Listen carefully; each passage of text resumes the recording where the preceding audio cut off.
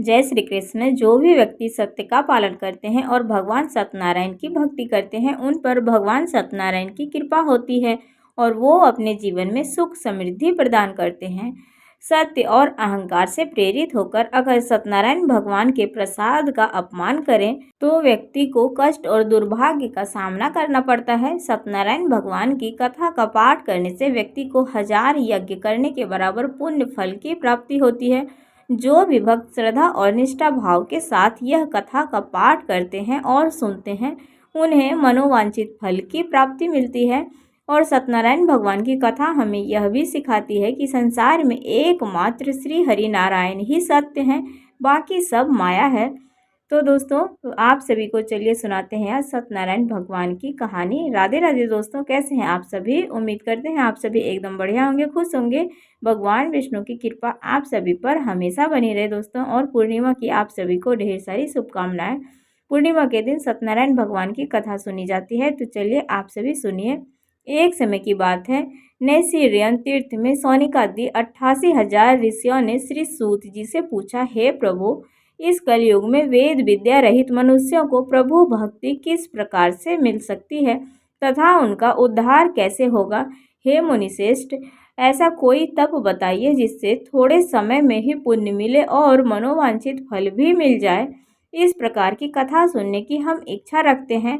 सर्वशास्त्रों के ज्ञाता सूत जी बोले, हे वैष्णवों में पूज्य, आप सभी प्राणियों के हित की बात पूछी है, इसलिए मैं एक ऐसे श्रेष्ठ व्रत को आप लोगों को बताऊंगा जिसे नारद जी ने लक्ष्मी नारायण जी से पूछा था और लक्ष्मीपति ने मुनि श्रेष्ठ नारद जी से कहा था।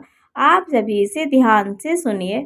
एक समय की बात है, योगी राज नारद जी दूसरों के हित की इच्छा के लिए अनेकों लोकों में घूमते हुए मृत्यु लोक में आ पहुँचे। यहाँ उन्होंने अनेक योनियों में जन्मे प्रायः सभी मनुष्यों को अपने कर्मों द्वारा अनेकों दुखों से पीड़ित देखा। उनका दुख देखकर नारद जी सोचने लगे कि यह कैसा यत्न किया जाए जिसके करने से निश्चित रूप से मानव के दुखों का अंत हो जाए। इसी विचार पर मनन करते हुए वह विष्णु लोक में गए। वहां वह देवों के इस नारायण की स्तुति करने लगे, जिनके हाथों में शंख चक्र गदा और पद्म थे, गले में वरमाला पहने हुए थे। स्तुति करते हुए नारद जी बोले, हे भगवान, आप अत्यंत शक्ति से संपन्न हैं। मन तथा वाणी भी आपको नहीं पा सकती है। आपका आदि मध्य तथा अंत नहीं है। निर्गुण स्वरूप सृष्टि के कारण भक्तों के दुख को दूर करने वाले हैं। आपको मेरा नमस्कार है।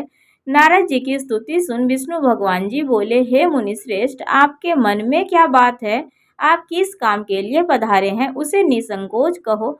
इस पर नारद मुनि बोले कि मृत्यु लोक में अनेक योनियों में जन्मे मनुष्यों को अपने कर्मों के द्वारा अनेकों दुखों से दुखी हो रहे हैं। हे नाथ, आप मुझ पर दया रखते हैं तो बताइए कि वो मनुष्य थोड़े से ही प्रयास से अपने दुखों से कैसे छुटकारा पा सकते हैं। श्री हरि बोले, हे नारद, मनुष्यों की भलाई के लिए तुमने बहुत अच्छी बात पूछी है, जिसके करने से मनुष्य मोह से छूट जाता है। वह बात मैं कहता हूँ, उसे सुनो। स्वर्ग लोक और मृत्यु लोक में एक दुर्लभ उत्तम व्रत है जो पुण्य देने वाला है। आज प्रेम वश होकर मैं उसे तुमसे कहता हूँ।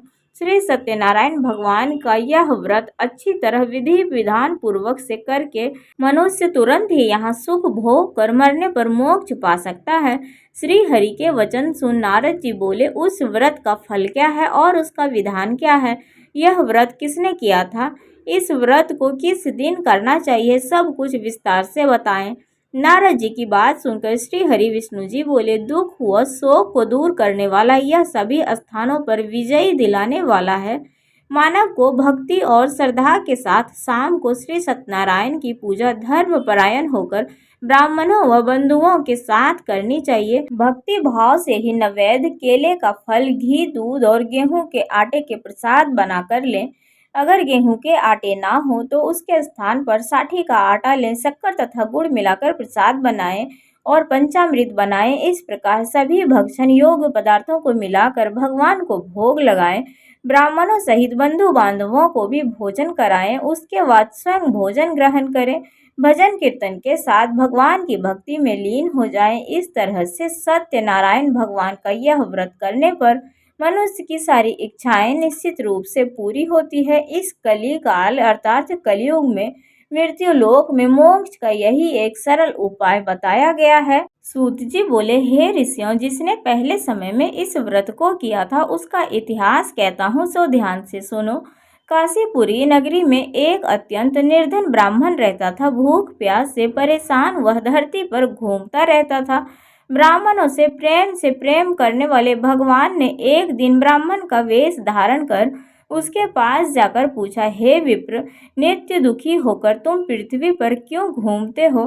दीन ब्राह्मण बोला, मैं निर्धन ब्राह्मण हूँ, भिक्षा के लिए धरती पर घूमता हूँ।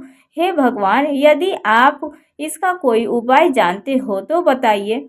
वृद्ध ब्राह्मण कहता है कि सत्यनारायण भगवान मनोवांछित फल देने वाले हैं, इसलिए तुम उनका पूजन करो। इसे करने से मनुष्य सभी दुखों से मुक्त हो जाता है। वृद्ध ब्राह्मण बनकर आए सत्यनारायण भगवान उस निर्धन ब्राह्मण को व्रत का सारा विधान बताकर अंतर्ध्यान हो गए।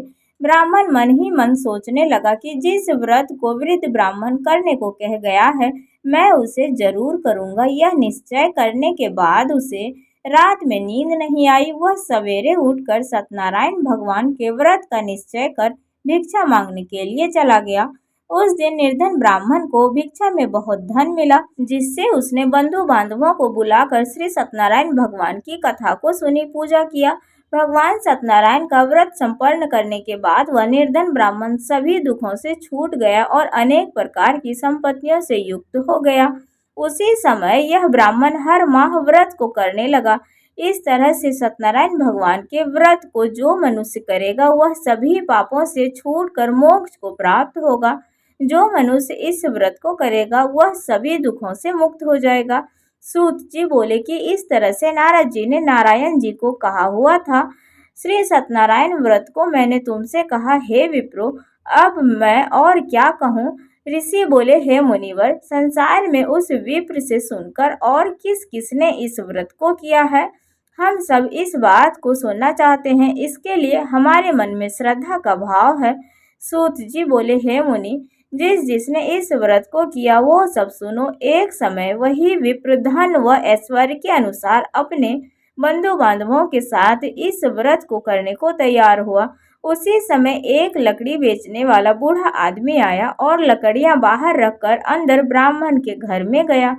प्यास से दुखी वह लकड़हारा उनको व्रत करते देखकर विप्र को नमस्कार कर पूछने लगा कि आप यह क्या कर रहे हैं?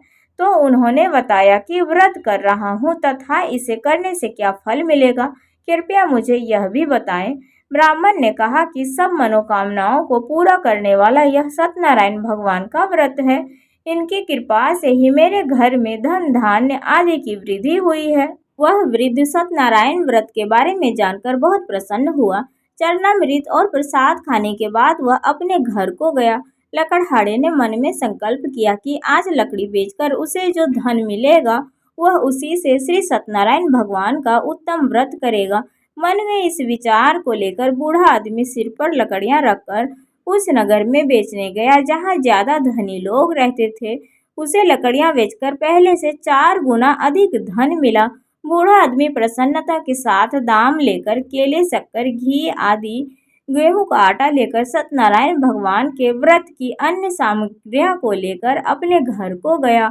वहां उसने अपने बंधु बांधवों को बुलाकर विधि विधान से सत्यनारायण भगवान का पूजन और व्रत किया। इस व्रत के प्रभाव से वह बूढ़ा लकड़हारा धन, पुत्र आदि से युक्त होकर संसार के समस्त सुख को भोग कर अंत काल में वैकुंठ धाम को चला गया। तो बोलिए श्री सत्यनारायण भगवान की जय। तो दोस्तों, ये थी सत्यनारायण भगवान की कहानी। कैसी लगी आप सभी को? कहानी पसंद आई हो तो वीडियो को लाइक, चैनल पर जो भी नए आते हैं सब्सक्राइब, कमेंट, शेयर जरूर करिएगा दोस्तों। तो चलिए मिलते हैं आप सभी से अगले वीडियो में। राधे राधे, हर हर महादेव।